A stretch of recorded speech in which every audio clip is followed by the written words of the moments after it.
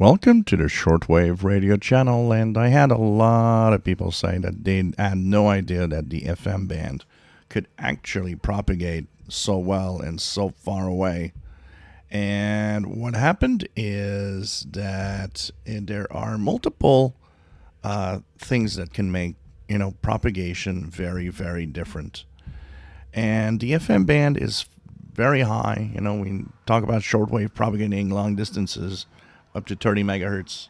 But there are some phenomena, and one of them is sporadic E-skip, which is often tied much more to weather patterns, thunderstorms, fronts that create these really intense ionized patches in the ionosphere. And those actually are capable of propagating signals way higher than shortwave. Sometimes 6 meters, 50 megahertz, sometimes the FM band. Like tonight in Montreal, crazy afternoon and night where signals are everywhere.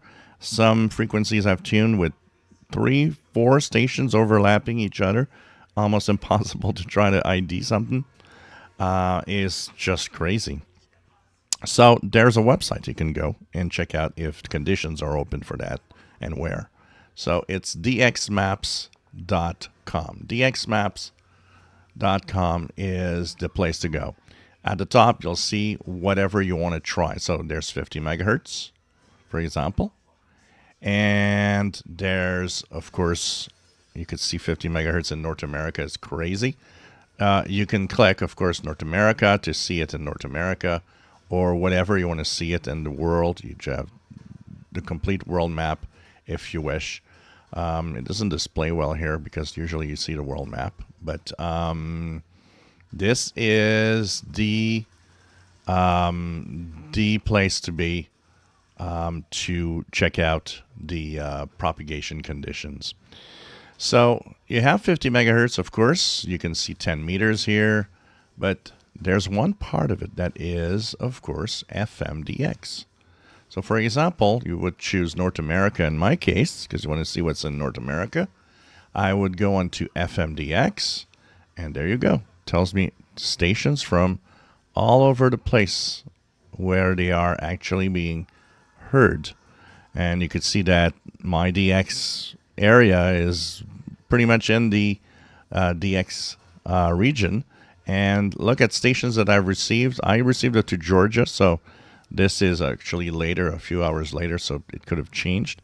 But there's Kansas City, and I heard some stations from Kansas. So lots of stuff going on. And this is the FM stations that are being DX'd right now.